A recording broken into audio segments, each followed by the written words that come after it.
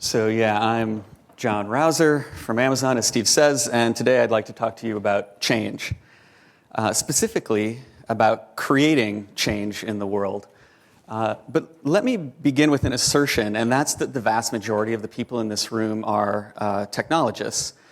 And further, the vast majority of the people in this room make their living solving problems. And because we are, in our heart of hearts, technologists, the solutions that for us spring most readily to mind are technology solutions. You know, we think we'll create this new system or implement this new feature, and surely that will solve our problems. But I'd like to challenge that idea because I think that many of our hardest problems are not purely technical, they're also cultural. In fact, I'd like to argue that many of our biggest problems are cultural, that many of our biggest problems will remain unchanged when we build that new system or implement that new feature. The problems will be solved only when we change the way people think about the problems. And this is true for a great many problems in our respective organizations, but I'll claim that it is certainly true for performance and operations. And this is because performance and operations both often find themselves in tension with other business objectives. Or perhaps you'd identify more with this picture. You can maybe picture yourself in the little boat tugging along the larger organization. So everywhere that I've ever worked, I've encountered this tension between performance and operations and other parts of the business. And I think that it's present everywhere, except maybe in fairy tale worlds with no resource constraints and magical sparkly unicorns. In other words, I claim there are no such organizations. Performance and operations are necessarily in tension with other organizational objectives. This much, I think, is uncontroversial. But here's the tricky part. Given this tension, it is very easy, it is seductively easy for us, the people that care about performance and operations, to fall into an adversarial relationship with the rest of the business. And this happens when there's opposite sides, when there's a clearly defined us and a clearly defined them. And this is why I think having a dedicated performance team or a dedicated ops team is a slightly dangerous thing. It makes it that much easier to fall into this kind of adversarial thinking.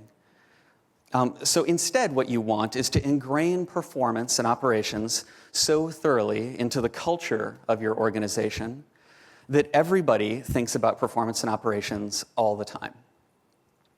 And now the skeptics in the audience, like you're thinking, like, la, la, la, everybody thinking about performance and operations all the time. Like, that sounds like sweetness and light, and he ought to be showing that magical unicorn picture from before. But I don't think that's right. I think that everybody thinking about performance and operations all the time is a real place that we can get to. It's idyllic, and getting there will require hard work, and preserving it will require constant vigilance, but I believe that it's possible. In fact, at Amazon, we have a performance team, but we explicitly seek to put ourselves out of business. We want the tools to be so good and the culture to be so strong that one day there won't be a need for a performance team anymore. In fact, I think that this cultural attitude is so important that it's one of the main things that I look for when I'm interviewing people for the team. Okay, so how? How do we go about affecting cultural change? And I'll be honest, I have a confession to make. I don't exactly know, but I've seen recently a number of examples where people have created a cultural change, and I think that by looking closely at these examples, we can learn some general lessons that we can apply to our own problems. So we'll begin with an Amazon example. This is my friend David. David and I worked together at Amazon, and David had a problem. The coffee urn on our floor was chronically empty. People would take the last cup, and they wouldn't brew another pot, and this made David sad. And now this has been a problem everywhere that I've ever worked, and probably everywhere that you've ever worked. Some people are what economists call free riders. They shoulder less than their fair share of the burden of production of a community resource. And free riders are as old as time, and the usual response is complaining. Right? And complaining is nice. It makes the people who brew coffee feel better. They get to feel morally superior to the people that don't brew coffee, which is, of course, true. They are, in fact, morally superior to the people that don't brew coffee. But it turns out that complaining doesn't get you anywhere. A far rarer response to the free rider problem is to take some sort of action. And nagging is a very popular remedy to the coffee problem. Maybe you put up a little Post-it note like this. Another popular action is shaming. You can shame people into brewing more coffee. This is typically done with little Post-it note, or by adding new Post-it notes, perhaps like this one. And these kinds of actions, they help for a little while, maybe for a day or for 2 days, but the effect wears off quickly because, really there's only so many ways you can accuse someone of being a bad person. So if complaining and nagging and shaming don't work, well, what does work? Well, David, my friend, came up with an innovative solution. David deployed humor. He took images from popular culture, put funny captions on them, gently, very gently reminding people to do their civic duty. Here's the first one, or not the first, but one of the first images that he put up, sure to be a favorite with the Monty Python fans in the audience. Next, we have Inigo Montoya from The Princess Bride.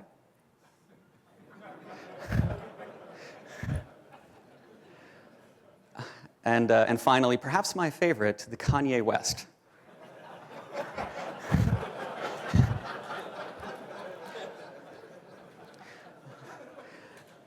And so David's solution is very elegant. His solution is emphatically not a technical solution. He didn't make it easier to brew coffee. He didn't automate coffee brewing. He didn't install like a surveillance system to monitor coffee brewing behavior. Instead, he took a marketing approach to the problem. He changed the culture around coffee brewing. In marketing language, he didn't change the product. He changed people's perception of the product. And he told a little joke. He invited people to join a group, to join the tribe of coffee brewers, and offered them a chance to laugh and to feel good in return. And I'm pleased to report that this campaign has been just tremendously successful. The coffee pot on our floor, now nearly always full. Okay, another example. This one brought to my attention by Derek Sivers on his wonderful blog, and it examines the social preconditions for cultural change. This is Colin from Vancouver. Colin gained fame on YouTube as Sasquatch Dancing Guy. Sasquatch is a big music festival that happens every year at the Columbia Gorge near Seattle, where I live. And this happens on a hillside.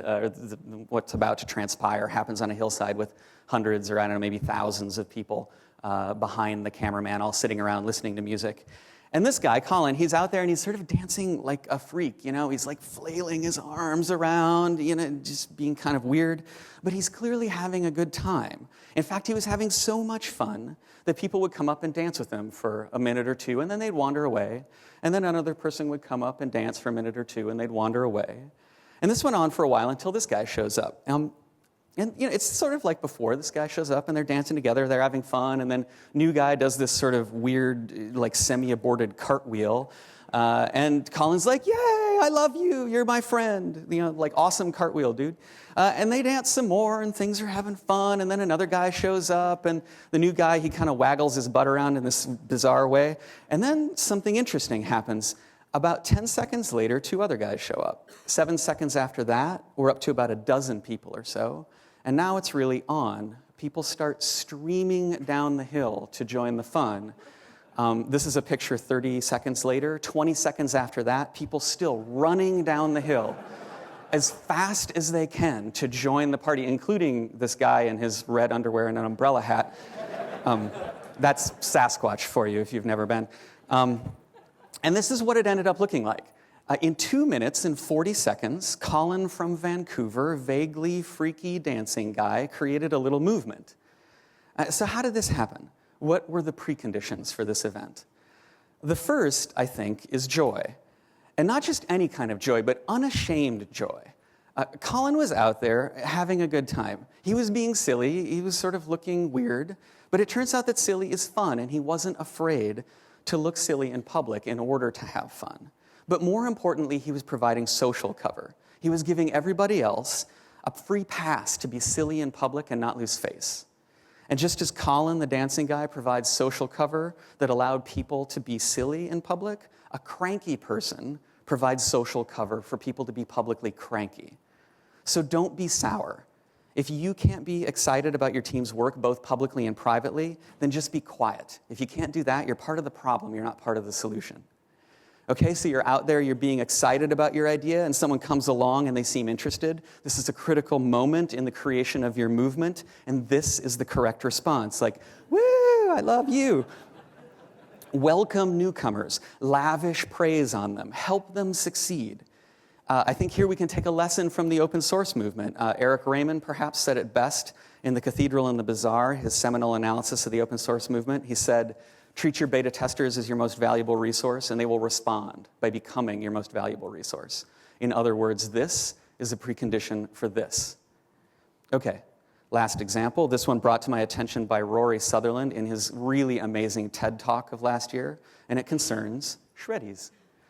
Shreddies are a breakfast cereal, popular in Canada, in the UK, and in New Zealand. And they've been around since the 1950s, and they had this sort of traditional or old-fashioned air to them. So Post Cereal went to these very famous branding consultants, Ogilvy and Mather, and they asked, what can we do to revive this brand? And what they came up with, actually what a 20-year-old marketing intern came up with, is Diamond Shreddies.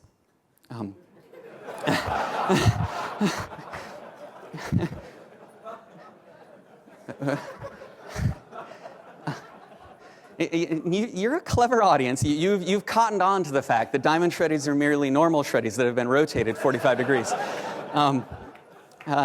But many people were perplexed. But the Shreddies folks, they were undaunted. They rolled out their new brand on billboards. They had print ads.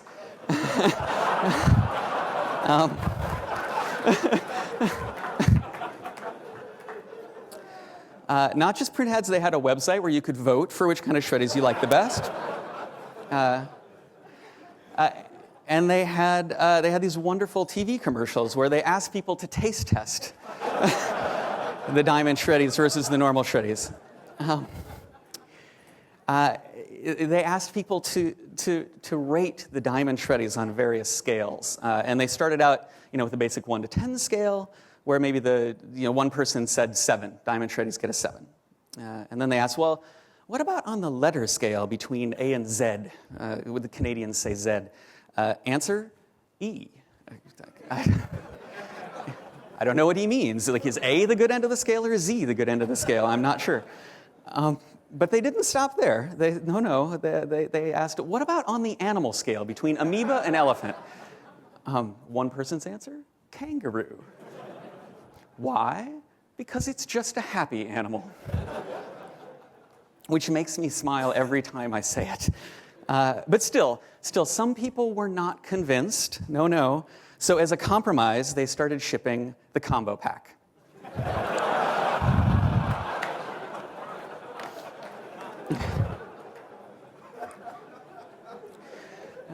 So again, a story of rebranding. They didn't change the product at all. They changed people's perception of the product. They could have done the same old things that marketers have done since the dawn of time, spend money flogging the same old brand or using discounts to drive sales, but they didn't. They tried something new. And according to one media report, this new idea led to sales increases that far exceeded expectations. And as with David and the coffee signs, humor was a key element. They offered people a chance to laugh and to have a little fun. And like Colin the dancing guy, they invited other people to join the group, right? The group of people who were in on the joke.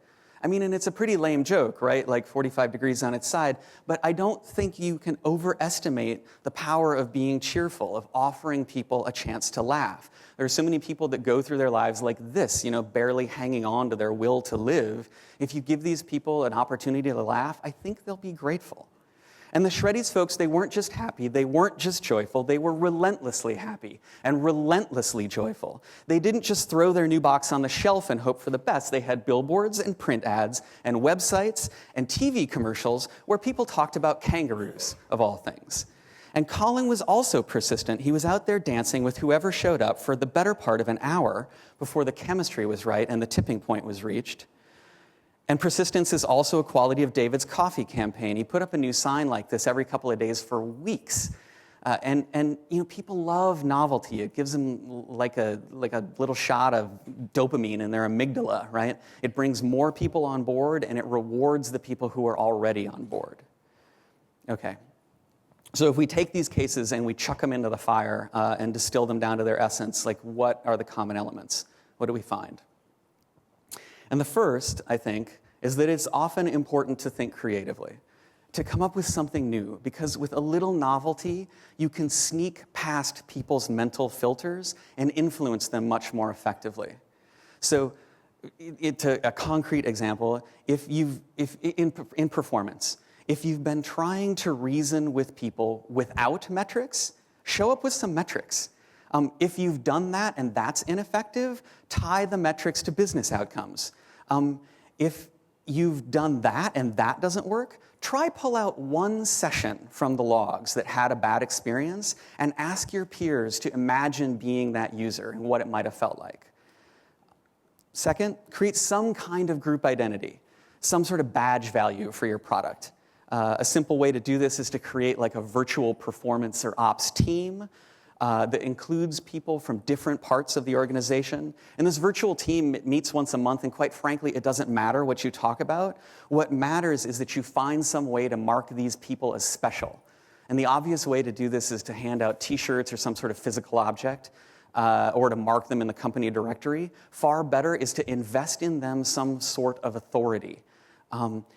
Basically anoint them as experts and invite people to review their next new feature with a performance expert or an ops expert. So invite people to join your group and get super excited when someone does join. Treat your early adopters as your most valuable resource, and they will respond by becoming your most valuable resource.